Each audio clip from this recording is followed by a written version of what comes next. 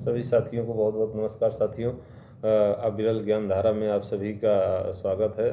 साथियों, मेरे channel RRGS के माध्यम से आप सभी को अविरल ज्ञान के अंतर्गत विभिन्न प्रकार के विषयों पे अभी तक मैं बताता रहा हूँ। आज का जो हमारा विषय है वो धर्म से जुड़ा हुआ है। धर्म और धर्मात्मा कौन है, ये एक लंबा बहस का विषय हमेशा लोगों के बीच में रहता है।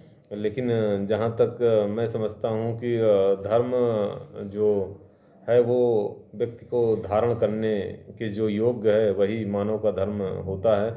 तो सच्चा धर्मात्मा कौन है, आज के समय में इसी विषय पे एक संक्षिप्त यहाँ पे चर्चा हम लोग करेंगे। तो सच्चे आध्यात्मिक व्यक्ति के हृदय में प्रेम, ईमानदारी, सत्यता, उदारता, दया, श्रद्धा, भक्ति और उत्साह के भाव उत्पन्न होते हैं।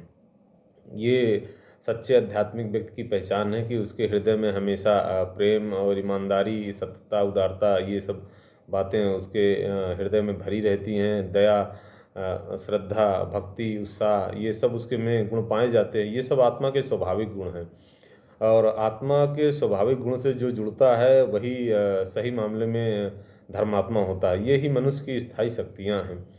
मनुष्य का जो ताकत होती है इन्हीं भावों में छुपी होती है। अगर व्यक्ति इन भावों से जब हट जाता है तो वो अपने वास्तविक शक्ति को खो देता है। इनको प्राप्त करने को उस समय तक प्रयत्न करते रहना चाहिए व्यक्ति को जब तक कि समस्त जीवन पूरी तरह इनमें ना रंग जाए। जिस आदमी में ये सब गुण मौजूद हैं वास्तव में वही आध्यात्मिक व्यक्ति है। इसी सत्य के आधार पर वह परमात्मा से मिल सकता है।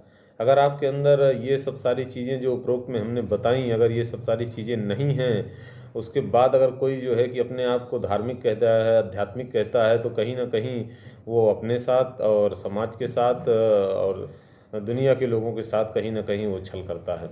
ईश्वर भक्ति का मार्ग किसी धर्म विशेष या किसी कर्मकांड तक सीमित नहीं है साथियों, या तो आत्मा की गंभीरता में विद्यमान है। अगर सबसे पहले यही बात कही गई है कि इस व्यक्ति को अपने आप को जानना चाहिए। जो अपने आप को जान जाता है वो दुनिया को जान जाता है। अगर आपने अपने अंदर नहीं झांका और पूरी दुनिया आप टटोल के घूम के देख रहे हैं तो आप कुछ नहीं जान पाए हैं।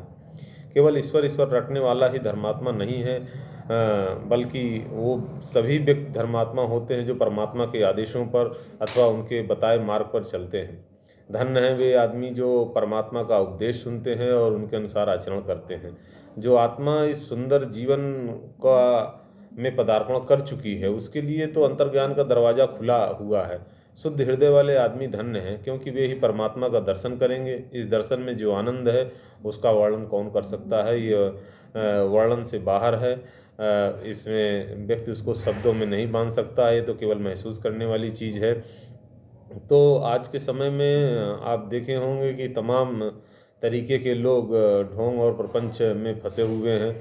अगर वास्तव में आपके अंदर ये सारी चीज़ें हैं, पहले अपने आप के अंदर झांक के देखना चाहिए। अगर व्यक्ति के अंदर ये सारी चीज़ें हैं तो उसे कहीं ना कहीं भगवान का सानिध्य प्राप्त होता है, ईश्वर के सबसे करीब मौजूद होता है।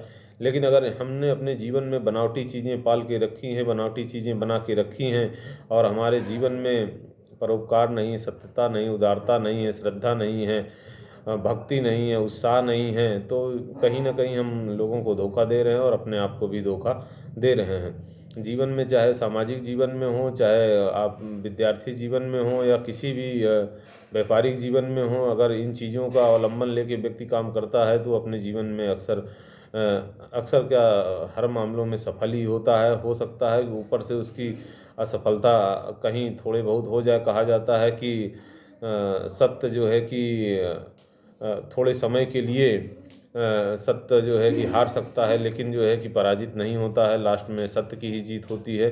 तो जो व्यक्ति इन गुणों से जुड़ा होता है अंततः उसकी विजय होती है, और सबसे बड़ी विजय उसकी अपने आप में होती है, अपने अंतरात्मा में होती है। उसका जो प्रसन्नता का भाव होता है वो व्यक्ति अपने आप में महसूस करता है और कहीं ना कहीं उसके जीवन में भी उन चीज़ों का प्रकाश दिखाई देता है साथियों। तो आज के समय में सच्चा धर्मात्मा कौन है, इन बातों को समझने के लिए ये कसौटी पर्याप्त है कि अगर इन चीज़ों का गुण अगर आप में है तो आप वास्तव में सच्चे धर्मात्मा हैं। आप सच्चे, कहा भी जाता है कि अगर जो है कि आप भले पूजा पाठ नहीं कर पा रहे हैं, लेकिन कोई अगर आपके यहाँ भूखा आया है तो अगर आप उसे एक रोटी खिला देते हैं तो असली पूजा हो जाती है। कि हो सकता है भगवान के रूप में कौन आपके सामने आ जाए और आपकी परीक्षा लेके चला जाए। तो इन्हीं सब बातों के साथ साथियों, उम्मीद है कि आपको ये समझने में काफ़ी सहायता मिलेगी कि वास्तव में सच्चा धर्म और सच्चा धर्मात्मा कौन होता है। बाकी तो सब